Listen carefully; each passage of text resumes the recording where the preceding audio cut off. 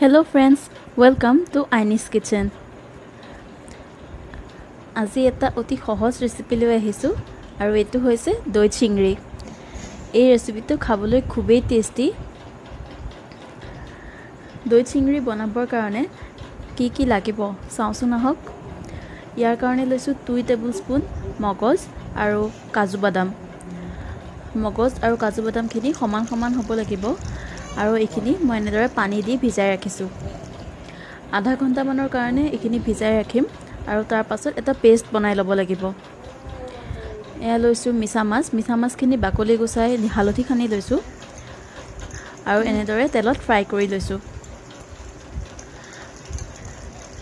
মাছখিনিত নিমখ দিব নালাগে কাৰণ নিমখ দিলে মাছখিনিৰ পৰা পানী ওলাব, সেই কাৰণে মাছখিনি আগতে ফ্ৰাই কৰোতে নিমখ নিদিব। দুটা ডাঙৰ সাইজৰ পিয়াজ পেষ্ট বনাই লৈছো হালধি, জলকীয়া গুড়ি আৰু গৰম মছলা। দৈ ফেটি লৈছো আৰু লৈছো গোটা গৰম মছলা, শুকান জলকীয়া, তেজপাত আৰু আদা বটা। এনেদৰে মাছখিনি ফ্ৰাই কৰা হ'ল আৰু ফ্ৰাই কৰা তেলখিনিতে এতিয়া ইয়াত দিম তেজপাত আৰু গোটা গৰম মছলা আৰু শুকান জলকীয়া। এনেদৰে এইখিনি ফুটাই লৈছো। গোটা গৰম মছলা লৈছো মই দালচেনি, ইলাচি আৰু লং।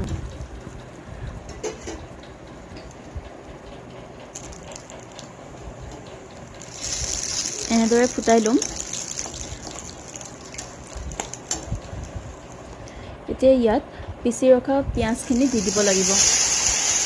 দুটা ডাঙৰ সাইজৰ পিয়াজ পেষ্ট বনাই লৈছো আৰু এনেদৰে পিয়াজৰ পেষ্টখিনি ভালদৰে ভাজি লম। চাব যাতে পিয়াজৰ কেঁচা গোন্ধটো নোহোৱা হৈ যায়।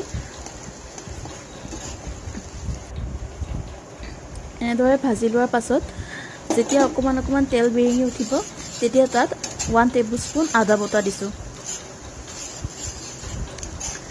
মছলাখিনি ভালদৰে ভাজি ল'ব লাগিব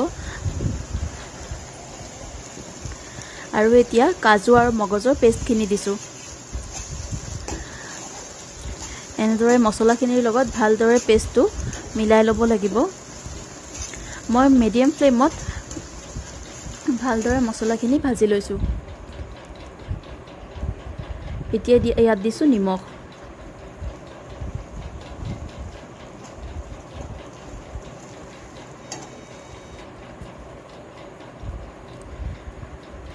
এতিয়া ইয়াত ফেটি লোৱা দৈখিনি দিছো।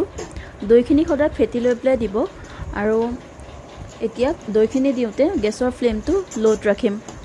যদি হাই ফ্লেমতে দৈখিনি দি দিওঁ তেতিয়া দৈখিনি ফাটি যাব। সেই কাৰণে সদায় দৈ দিওঁতে গেছৰ ফ্লেমটো লোত ৰাখিব। এয়া ভালদৰে ভজা হৈছে। এয়া দেখিছে অকমান তেল বিৰিঙি উঠিছে। এনেদৰে অলপ সময় ভাজি লম আৰু এতিয়া ইয়াত হালধি, জলকীয়া গুড়ি আৰু গৰম মছলাখিনি দিছো। হালধি আন্দাজমতে দিছো আৰু জলকীয়া গুড়ি লৈছো 1/2 টেবুলস্পুন আৰু গৰম মছলা গুড়িও 1/2 টেবুলস্পুন দিছো। ইয়াত মই কেঁচা জলকীয়া দিয়া নাই। যদি আপোনালোকে জ্বলা কম খায় তেতিয়াহ'লে জলকীয়া গুড়ি কমাইও দিব পাৰে। এয়া দেখিছে আমাৰ মছলাখিনি ভজা হৈ গৈছে।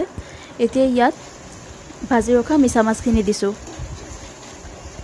যেতিয়া মছলাখিনিৰ পৰা তেল বিৰিঙি উঠিব তেতিয়া জানিব যে মছলাখিনি ভজা হৈছে আৰু তেতিয়া মাছখিনি দিব। ইয়াত অকমান গৰম পানী দিব লাগিব।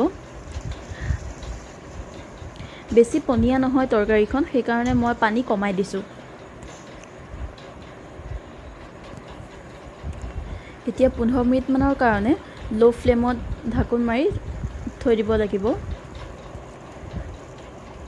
এতিয়া 15 মিনিট মানৰ পাছত এইখিনি মাছখিনি সিজিলে আৰু আমাৰ কাৰীখনো প্ৰায় ৰেডি হৈ গৈছে।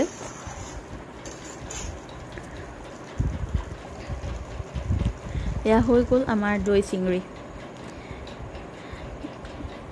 ভাত বা ৰুটিৰ লগত দৈ চিংৰি আপোনালোকে পৰিৱেশন কৰিব পাৰে। অতি সহজ আৰু এটা সিম্পল ৰেচিপি, কিন্তু খাবলৈ খুবেই টেষ্টি।